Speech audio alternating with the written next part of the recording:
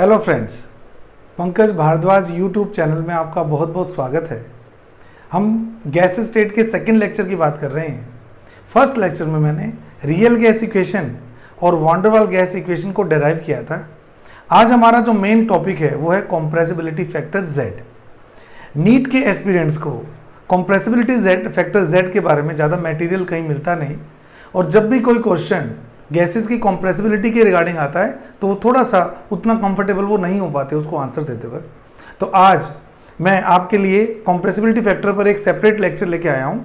अगर आप इसको पूरा देखेंगे तो जितने भी questions regarding compressibility factor books में दिए हुए हैं वो सारे के सारे अपने सोल्व कर पाएंगे। तो आइए हम बात करते हैं कॉम्प्रेसिबिलिटी फैक्टर की। कॉम्प्रेसिबिलिटी फैक्टर को Z से डिनोट किया जाता है और इसको मैथमेटिकली हम शो करते हैं Z is equal to PVM upon RT या P real upon P ideal या V real upon V ideal के फॉर्मूले से इसको डिनोट कर सकते हैं। Vm किसी भी गैस की 1 मोल क्वांटिटी के वॉल्यूम को बताता है। तो Z एक कॉम्प्रेसिबिलिटी फैक्टर है जो किसी गैस की कॉम्प्रेसिबिलिटी के बारे में आपको बताता है। जिन गैसेस के Z की वैल्यू 1 से कम होती है उनकी कॉम्प्रेसिबिलिटी ज़्यादा, और जिन गैसेस के Z की वैल्यू 1 से ज़्यादा होती है उनकी कॉम्प्रेसिबिलिटी क्या मानी जाती है? कम मानी जाती है। अब ये कॉम्प्रेसिबिलिटी फैक्टर मैथमेटिकली कैसे आएगा? रियल गैस इक्वेशन से। और प्रेशर के साथ में, टेम्परेचर के साथ में, वॉल्यूम के साथ में ये किस तरह से चेंज होता है जिसके कारण गैसेस का बिहेवियर भी चेंज होता है, आइए हम उसकी बात करते हैं। तो सबसे पहले हम बात करें रियल गैस इक्वेशन के 1 मोल के एक्सप्रेशन की, जो कि P plus A upon VM square Vm minus B is equal to RT से दिया जाता है। मैंने पहले ही बोल दिया कि Vm क्या है? किसी भी गैस का मोलर वॉल्यूम है, यानी कि उसके 1 मोल अमाउंट का वॉल्यूम है।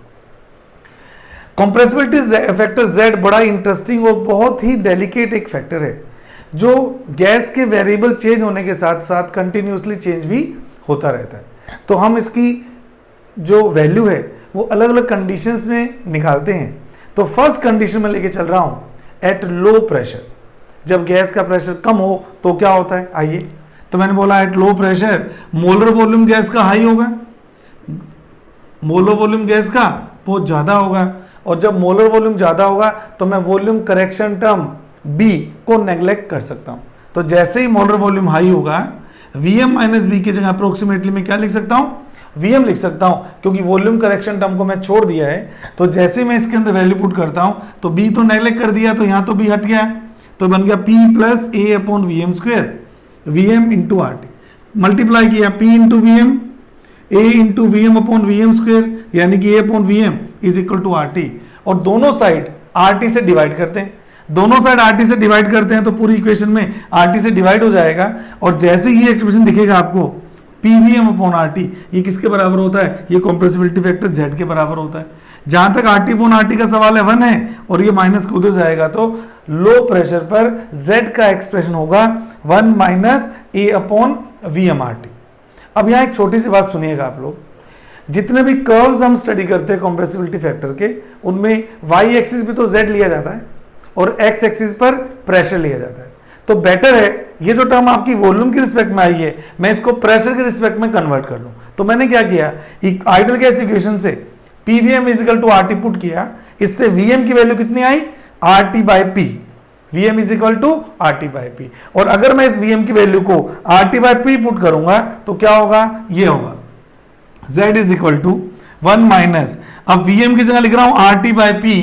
आप देख सकते हैं RT का तो स्क्वायर हो जाएगा और P ऊपर चला जाएगा, तो मेरा एक्सप्रेशन अब किसके टर्म में हो गया? प्रेशर के टर्म में हो गया। तो Z is equal to 1 minus AP upon RT का स्क्वायर।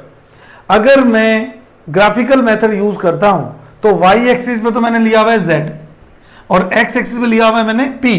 तो आप समझ पा रहे हैं ये जो इक्वेशन है ये मैथमेटिकली पॉजिटिव इंटरसेप्ट और नेगेटिव स्लोप की इक्वेशन है। नीट वाले बच्चे भी जानते ही हैं y is equal to C minus mx में, तो y तो z, y एक्सिस पे तो z है ये रहा, और x एक्सिस पे p है। तो इससे क्या पता लगा? इससे पता लगा ये तो इंटरसेप्ट है 1, तो 1 तो क्या है? इंटरसेप्ट है। और स्लोप क्या है इसका? स्लोप है माइनस A अपॉन RT का स्क्वायर। तो स्लोप जब नेगेटिव होता है तो लाइन कहां जाती है? नीचे की तरफ जाती है। तो जिन कर्व्स में इंटरसेप्ट होता है पॉजिटिव तो स्टार्ट तो ऊपर से होंगी, पर क्योंकि स्लोप नेगेटिव है वो कहां जाएंगी, नीचे की तरफ जाएंगी। क्योंकि मैं लो प्रेशर पर ये स्टडीज कर रहा हूं तो मैं इसके आगे वाले वर्जन की बात नहीं करूंगा, मैं केवल कहां तक लिमिटेड रहूंगा इस कर्व में, एक प्रेशर की लिमिटेड वैल्यू तक। उस लिमिटेड वैल्यू को मैंने पी डैश से डिनोट किया। तो ये जो रीजन है बच्चों, ये लो प्रेशर का रीजन माना जाता है। इसके आगे ये वाला जो रीजन है ये क्या माना जाता है, हाई प्रेशर का रीजन माना जाता है। ये जो बीच वाला रीजन होता है पी डैश से पी डबल डैश का, ये इंटरमीडिएट प्रेशर्स होते हैं। जब भी हमें कॉम्प्रेसिबिलिटी फैक्टर की स्टडी करनी होती है तो लो प्रेशर के अंदर हम इस रीजन की स्टडी करते हैं, और जब मैं हाई प्रेशर की बात करूंगा नेक्स्ट पॉइंट में तो मैं इससे आगे की स्टडी करूंगा। तो जहां तक लो प्रेशर का सवाल है, आप लोग देख पा रहे हो कि z इंटरसेप्ट तो पॉजिटिव है, इसकी वैल्यू 1 है, और स्लोप नेगेटिव है, तो आप इस लाइन तक इसकी स्टडी कर रहे हैं। ये जो नीचे आ रही है लाइन आपकी, तो आप देख पा रहे हैं जितना ज्यादा, देखो किसी भी पर्टिकुलर टेम्परेचर पर जब आप स्टडी करते हो तो ROT तो कांस्टेंट ही है, यानी कि जो इसका स्लोप है, स्लोप वैसे तो स्लोप क्या है, स्लोप है -a/RT का स्क्वायर। m होता है ना स्लोप, तो a/RT का स्क्वायर, ये तो स्लोप है। लेकिन जब ROT दोनों कांस्टेंट होंगे तो स्लोप किसके प्रोपोर्शनल होगा, नेगेटिव स्लोप a के प्रोपोर्शनल होगा। यानी कि जिस गैस का a जितना ज्यादा होगा उसका नेगेटिव स्लोप उतना ही ज्यादा होगा। आइए देखते हैं कैसे। जिस गैस का a ज्यादा होगा उसका नेगेटिव स्लोप भी ज्यादा होगा। तो अगर मैं कई गैसेस के लिए z की स्टडी करूं p के साथ में तो किस तरह के कर्व्स आते हैं, आइए देखते हैं। ये मैंने एक कर्व प्लॉट किया, ये z है और ये p है। मैं पहले बता चुका हूं लो प्रेशर रीजन की बात कर रहा हूं। इस लाइन की कोरस्पॉन्डिंग z की वैल्यू 1 है, इस लाइन की कोरस्पॉन्डिंग z की वैल्यू 1 है। अब मान लीजिए आपको 3 अलग अलग गैसेस दी हुई हैं, आपको पहली गैस ब्लू लाइन से शो कर रहा हूं और लो प्रेशर रीजन को मैंने एक बार यहां तक ले लिया। तो एक लाइन आपकी ये आई, एक लाइन आपकी ये आई ग्रीन वाली एक गैस के लिए, और एक गैस के लिए लाइन कैसे आई, ये आई।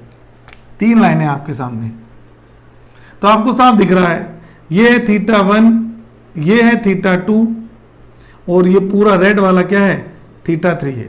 मान लीजिए ये गैस A है, ये गैस B है और ये गैस C है।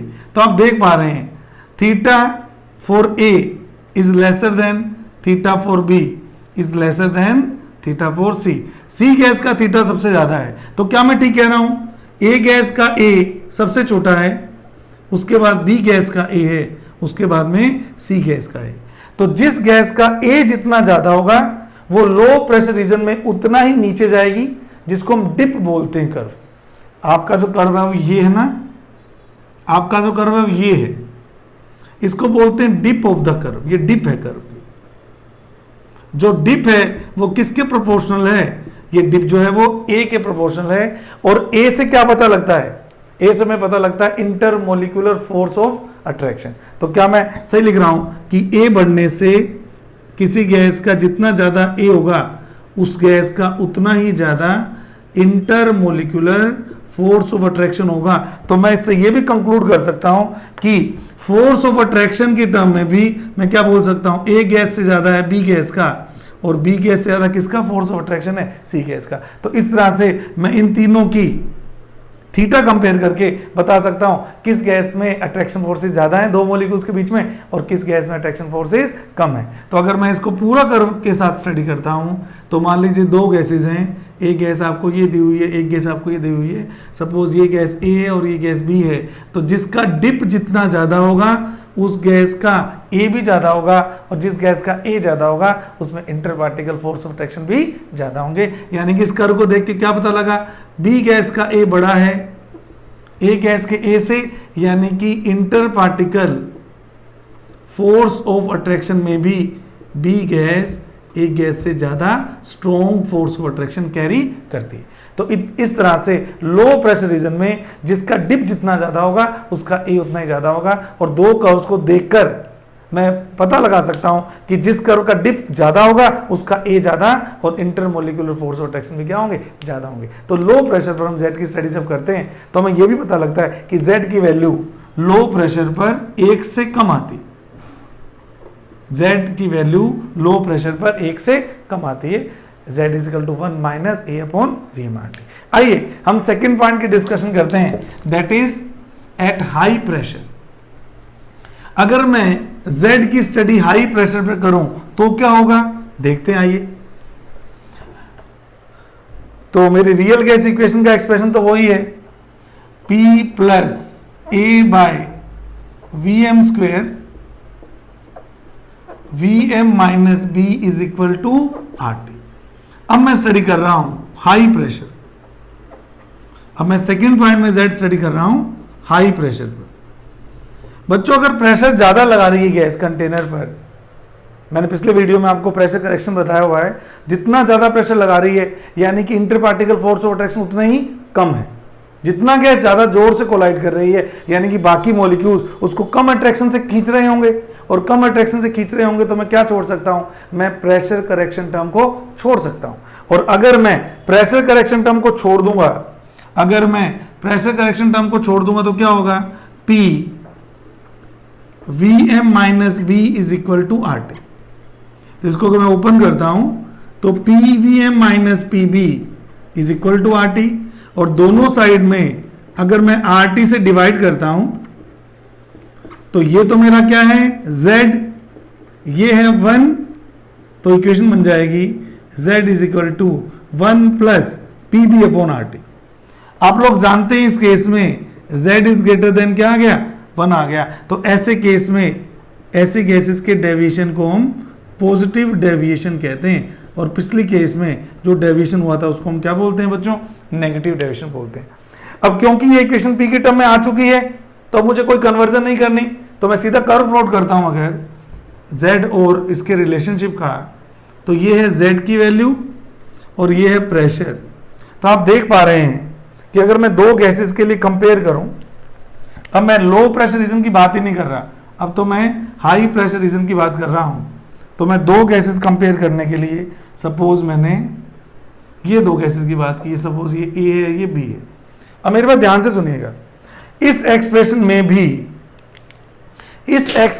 भी अगर मैं बात करूं y is equal to C plus mx की, तो आप देख रहे हैं y एक्सिस पे Z है, ठीक बात है, x एक्सिस पे P है, ये भी सही बात है।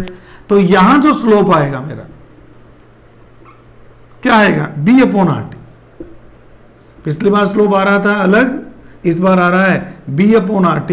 तो अगर मैं ये कहूं कि ये है थीटा B और ये है थीटा A, तो आप देख पा रहे हैं theta A is greater then theta B, और जो स्लोप है वो B अपॉन RT है। तो B upon RT of A is greater then B upon RT of B। R और T तो कांस्टेंट है, तो मैं क्या कंक्लूड करूंगा, B constant of A gas is greater then B constant of B gas. और आप लोग जानते ही हो B किसको बताता है, मोलिकुलर साइज को बताता है, लास्ट लेक्चर में बताया हुआ है मैंने, मोलिकुलर वॉल्यूम को या मोलिकुलर साइज को बताता है। तो मैं कह सकता हूं A गैस का जो साइज होगा वो बड़ा होगा किससे, B गैस के साइज से। जिस गैस का स्लोप जितना ज्यादा होगा वो गैस का मोलिकुलर साइज बड़ा होगा, और जिस गैस का स्लोप कम होगा उस गैस का मोलिकुलर साइज क्या होगा, कम होगा। तो मैं कर्व्स को देखकर बड़े आराम से दो चीजें बता सकता हूं दो डिफरेंट गैसेस के लिए। जिस गैस का डिप ज्यादा होगा उसका A ज्यादा होगा, और जिस गैस का स्लोप ज्यादा होगा उसका साइज ज्यादा होगा। तो डिप से मैं A और स्लोप से मैं B बड़े आराम से कैलकुलेट कर सकता हूं। तो ये दो कंडीशन में Z आते हैं, लो प्रेशर पर Z 1 से कम आता है और हाई प्रेशर पर Z 1 से ज्यादा आता है। यानी कि लो प्रेशर पर गैसेस नेगेटिव डेविएशन शो करती है, याद रखिएगा, और हाई प्रेशर पर गैसेस पॉजिटिव डेविएशन शो करती है। अब मैं तीसरे पॉइंट की तरफ जा रहा हूं, that is very very important point. The point is third condition, high temperature and low pressure. अब मैं Z की स्टडी दो कंडीशंस एक साथ ले रहा हूं, Z की स्टडी के अंदर अब मैं दो कंडीशन एक साथ ले रहा हूं। Third point is at high temperature and low pressure. अब ये जो कंडीशन है, अब आप सुनिएगा, अगर मैं टेम्परेचर राइज कर दूंगा तो मोलर वॉल्यूम बढ़ेंगे एज पर चार्ल्स लॉ, और अगर मैं प्रेशर भी कम कर दूंगा तो भी मोलर वॉल्यूम बढ़ेंगे as per Boyle's law. Pressure घटाने पर भी वॉल्यूम बढ़ते हैं और टेम्परेचर राइज करने पे भी वॉल्यूम बढ़ते हैं। मैंने तो दोनों ही कर दिए, मैंने तो प्रेशर भी कम कर दिया, टेम्परेचर भी हाई कर दिया। टेम्परेचर भी हाई कर दूं, प्रेशर भी कम कर दूं, तो आप लोग एग्री करोगे कि मोलर वॉल्यूम बहुत ज़्यादा बढ़ जाएंगे बच्चों। और जब मोलर वॉल्यूम बहुत ज़्यादा बढ़ जाते हैं तो मैं दो चीज़ें कर सकता हूं। जब मोलर वॉल्यूम बहुत ज़्यादा बढ़ जाएंगे तो मैं वॉल्यूम करेक्शन टर्म को भी छोड़ सकता हूं, और अगर मैं वॉल्यूम करेक्शन टर्म को छोड़ता हूं तो मेरी एक्सप्रेशन क्या आती है, A upon V M square, ये Vm is equal to RT। और आप समझ पा रहे हैं कि अगर Vm की वैल्यू बहुत ज्यादा हो जाएगी तो इसका स्क्वायर भी बहुत ज्यादा बड़ा हो जाएगा, और जब डिनोमिनेटर साइड की वैल्यू बहुत बड़ी हो जाती है तो ये वैल्यू क्या हो जाती है, ऑटोमेटिकली नेग्लिजिबल हो जाती है। Vm की वैल्यू इंक्रीज होने से Vm का स्क्वायर बहुत ज्यादा हो गया, तो जब डिनोमिनेटर की वैल्यू बहुत ज़्यादा बड़ी हो जाती है तो वो टर्म ज़्यादा सिग्निफिकेंट नहीं रहती है। तो उस केस में मैं इसको P ले लेता हूं और इसको Vm ही रहने देता हूं, तो ये बन गया PVm is equal to RT। अब अगर मैं दोनों साइड RT से डिवाइड करूंगा तो यहां हो जाएगा PVm अपॉन RT, उधर हो जाएगा RT अपॉन RT, ये होता है Z और ये होता है 1। अब जाके आइए आपकी आइडियल गैस इक्वेशन। तो Z का थर्ड वैल्यू क्या आती है, 1 आती है। और गैस किस तरह से बिहेव करती है, गैस आइडियल गैस की तरह बिहेव करती है। इसका मतलब रियल गैस इक्वेशन एक बहुत बड़ी इक्वेशन है, उसका एक पार्ट है आइडियल गैस इक्वेशन। क्योंकि अगर Z की वैल्यू 1 है तो 1 मोल गैस के लिए क्या हुआ बच्चों, PV is equal to RT हो गया, और 1 मोल गैस के लिए PV is equal to NRT, या 1 मोल गैस के लिए PV is equal to RT किसका एक्सप्रेशन है, आइडियल गैस का एक्सप्रेशन है। तो I can say ideal gas equation is one of the condition of real gas equation. Which condition, when the temperature is very very high and pressure is very low, in that case only we can use ideal gas equation. तो इसका third step हो गया। Low pressure पर Z 1 से कम है, high pressure पर Z 1 से ज्यादा है, और हाई टेम्परेचर और लो प्रेशर पर Z 1 है। यानी कि इन दोनों कंडीशन में गैस किस तरह से बिहेव करेगी, आइडियल गैस की तरह बिहेव करेगी। और चौथा point, last point, fourth point में अलग से उन गैसेस के लिए बोल रहा हूं जिन गैसेस के A या मोलिकुलर अट्रैक्शन फोर्सेस ऑलरेडी बहुत कम होते हैं, जैसे कुछ non polar gases, gases like hydrogen and helium, gases like hydrogen helium. In gases का दिक्कत क्या है, इनका A अप्रोक्सीमेटली 0 ही होता है हर कंडीशन में। तो अगर मैं अपनी इक्वेशन यूज करता हूं P plus A upon Vm square, Vm minus B is equal to RT, तो A जब 0 ही है तो ये हर कंडीशन में ऐसे ही रहते हैं बेटे। तो अगर मैं कहूं PVm minus PB is equal to RT, और दोनों साइड RT से मैं डिवाइड कर दूं तो मेरा एक्सप्रेशन वही आएगा लगभग जो अभी आपने देखा सेकंड वाला, Z is equal to 1 plus PB upon RT। तो वही कर्व आएगा जो सेकंड केस में आपने खींचा था। Y एक्सिस पे Z ले रहा हूं, X एक्सिस पे P ले रहा हूं। तो जिन गैसेस के लिए, इनके लिए देखो ये गैसेस नीचे नहीं गई हैं, इस कर्व में और सेकंड कर्व में फर्क है। वो तो हाई प्रेशर पर ही वैलिड था, ये तो हर कंडीशन में वैलिड है। यानी कि ये गैसेस कभी भी नेगेटिव डेविएशन के बाद में पॉजिटिव नहीं जाती। ये गैसेस हर कंडीशन पे कैसा डेविएशन शो करती है, पॉजिटिव डेविएशन ही शो करती है। क्योंकि आप जानते हो ऊपर जाता है तो क्या होता है, पॉजिटिव डेविएशन। ये Z इज इक्वल टू 1 है, तो इनका जो Z होता है हमेशा ही क्या रहता है बच्चों, 1 से ज्यादा रहता है। θ1 θ2 वाला फंडा सेम है, as θ2 is greater than θ1, B2 is greater than B1। यानी कि सेकेंड गैस का जो मोलिकुलर साइज है वो फर्स्ट गैस के मोलिकुलर साइज से ज़्यादा है। तो ये चार कंडीशन के अंदर हम किसको स्टडी करते हैं, कॉम्प्रेसिबिलिटी फैक्टर को स्टडी करते हैं। लो प्रेशर पर, हाई प्रेशर पर नॉर्मल गैस के लिए दो कंडीशन लगा दूंगा तो क्या हो जाएगा, आइडियल गैस इक्वेशन बन जाएगी। और H2 हीलियम के लिए इसकी वैल्यू हमेशा ही 1 से ज़्यादा होती है, इसलिए H2 हीलियम के जो कर्व्स आते हैं वो सीधे ऊपर जाते हैं, नीचे से होके ऊपर नहीं जाते। और जो बाकी गैसेज होती हैं वो पहले नेगेटिव डेविएशन शो करती हैं लो प्रेशर पर, और हाई प्रेशर पर इनके डेविएशन क्या होते हैं, पॉजिटिव होते हैं। इसको लेकर एक दो कंक्लूजन्स मैं और निकाल सकता हूं आपके लिए, ध्यान से सुनिएगा मेरी बात। इसको लेकर मैं एक दो कंक्लूजन्स और निकाल सकता हूं आपके लिए। आइए कुछ कंक्लूजन्स की बात करें। अगर मैं बात करता हूं,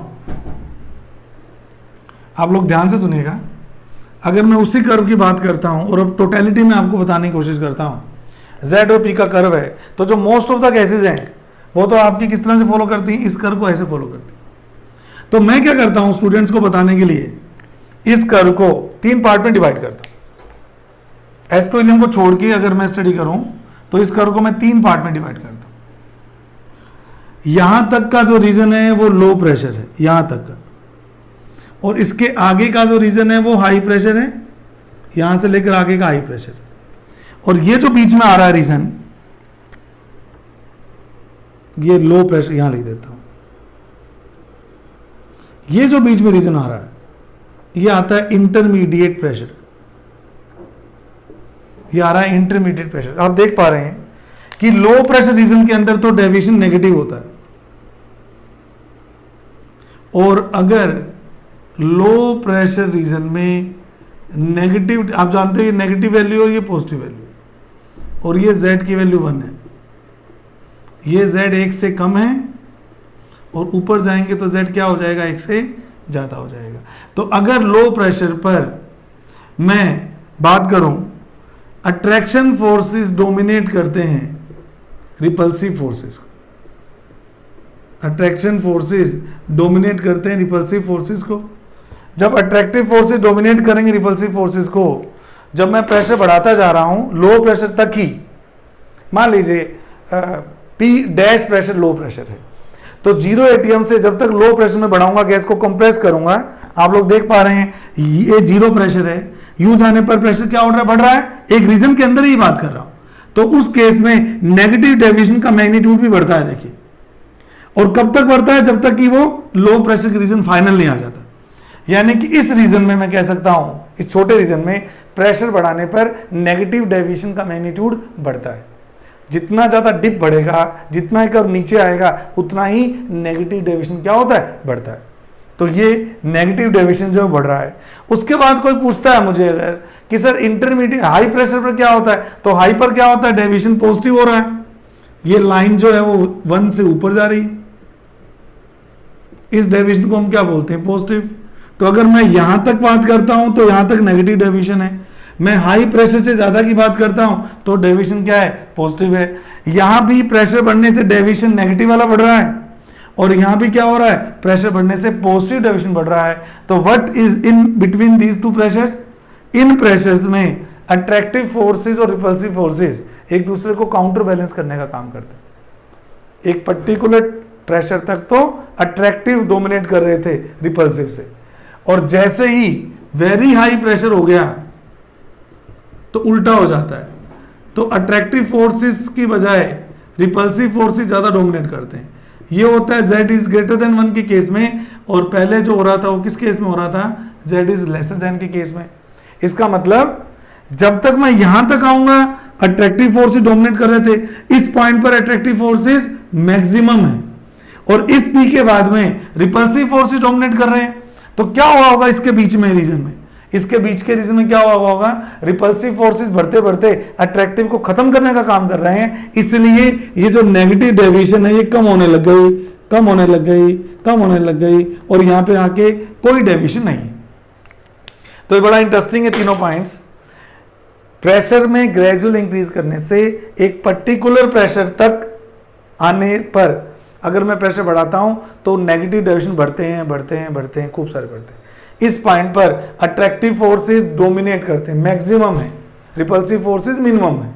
लेकिन उसके बाद भी अगर मैं प्रेशर बढ़ाता हूं तो रिपल्शन स्टार्ट होते हैं। आप लोग जानते हैं गैस के मॉलिक्यूल बहुत ज्यादा पास आएंगे तो एक दूसरे को रिपेल करेंगे, रिपेल करेंगे तो इस रीजन में क्या हो रहा है, रिपल्सिव फोर्सेस जो एक्सेस ऑफ अट्रैक्टिव फोर्सेस है उनको कंपनसेट करने का काम कर रहे हैं, और यहां पे दोनों ने एक दूसरे को पूरी तरह खत्म कर दिया। उसके बाद भी अगर मैं वो प्रेशर और बढ़ाऊंगा या और पास लाऊंगा तो रिपल्सिव फोर्सेस के डोमिनेट करने के कारण अब ये डेविएशन क्या होगा, हमेशा पॉजिटिव होगा। तो प्रेशर बढ़ाने पर पहले नेगेटिव डेविएशन, उसके बाद में क्या होता है, पॉजिटिव डेविएशन। अगर अट्रैक्टिव फोर्सेस और रिपल्सिव फोर्सेस की बात करूंगा तो प्रेशर बढ़ाने पर शुरुआत से कहूं तो attractive is greater then repulsive, attractive is greater then repulsive, last तक तो attractive is very very greater than repulsive, और यहां से लेकर जब तक 1 नहीं हो जाता ये वाला लाइन, इसमें रिपल्सिव फोर्सेस बढ़ तो रहे हैं लेकिन अट्रैक्टिव को कंपनसेट करने के लिए बढ़ रहे हैं, और इस पॉइंट पर दोनों की मुकाबला बराबर हो गया, उसके बाद में अगर मैं प्रेशर बढ़ाऊंगा तो रिपल्सिव फोर्सेस डोमिनेट करते हैं किसको, अट्रैक्टिव फोर्सेस को। तो जब भी हमें कंप्रेसिबिलिटी फैक्टर की स्टडी करनी होती है ये सारी बातें हमें ध्यान में रखनी होती है। और अगर मैं आइडियल गैस और रियल गैस की कंपैरिजन करूं पीवी कर्व के ऊपर तो बड़ा इंटरेस्टिंग एक पॉइंट आता है। अगर मैं आइडियल गैस और रियल गैस को कंपेयर करूं, अगर मैं आइडियल गैस और रियल गैस के बिहेवियर को कंपेयर करूं आपके लिए, तो इस तरह से कोई कर्व आता है। ये बड़ा इंटरेस्टिंग कर्व है, ये वही पीवी कर्व है जो आप पढ़ते आए हो, बोयल्स लॉ वाला। तो हाई प्रेशर पर भी मैं डेटा लेने वाला हूं और लो प्रेशर पर भी मैं डेटा लेने वाला हूं। तो ध्यान से सुनेगा, ये रीजन मान लीजिए लो प्रेशर का है, ध्यान दीजिएगा, और ये वाला रीजन किसका मान लेता हूं, हाई प्रेशर का, क्योंकि प्रेशर यूं बढ़ रहा है यूं जाने पर। आप देख पा रहे हैं जब तक प्रेशर लो था ये ब्लू लाइन रियल गैस के लिए है और ब्लैक लाइन आइडियल गैस के लिए। ये ब्लैक वाली किसके लिए, किसके लिए, ये कौन सी है, रियल गैस है, और ये ब्लैक वाली कौन सी बच्चों, मान लो आइडियल गैस। तो आप देखेंगे लो प्रेशर पर, at low pressure VR is lesser than VI। Blue line पीछे और ब्लैक लाइन आगे है, और क्योंकि मैंने आपको बोल रखा है कि Z क्या होता है, VR अपॉन VI, तो अगर VI बड़ा होगा तो Z 1 से कम होगा। तो ऐसी कंडीशन में Z जब 1 से कम होता है तो गैस की कंप्रेसिबिलिटी हाई होती है बेटे। जैसे जैसे मैं प्रेशर बढ़ाता जाता हूं और बहुत ज्यादा हाई प्रेशर पे चला जाता हूं तो आप देख लो चेंज हो गया। अब ये हो गया रियल और ये आइडियल। भाई ब्लू लाइन के कॉरस्पॉन्डिंग रियल है और ब्लैक लाइन के कॉरस्पॉन्डिंग आइडियल है। इस केस में क्या हुआ, V real is greater then V ideal हो गया। और अगर VR is greater then VI हो जाएगा उस केस में Z भी 1 से क्या हो जाएगा, ज्यादा हो जाएगा, और गैस की कंप्रेसिबिलिटी क्या हो जाएगी, लो कंप्रेसिबिलिटी हो जाएगी। यानी कि ये वापस प्रूव हो गया, लो प्रेशर पर कैसा डेविएशन आता है बच्चों, नेगेटिव, और हाई प्रेशर पर किस तरह का डेविएशन आता है, पॉजिटिव डेविएशन आता है। तो इस कर्व से भी हम आइडियल गैस और रियल गैस को कंपेयर कर सकते हैं। तो इतनी चीजें आपने कंप्रेसिबिलिटी फैक्टर के बारे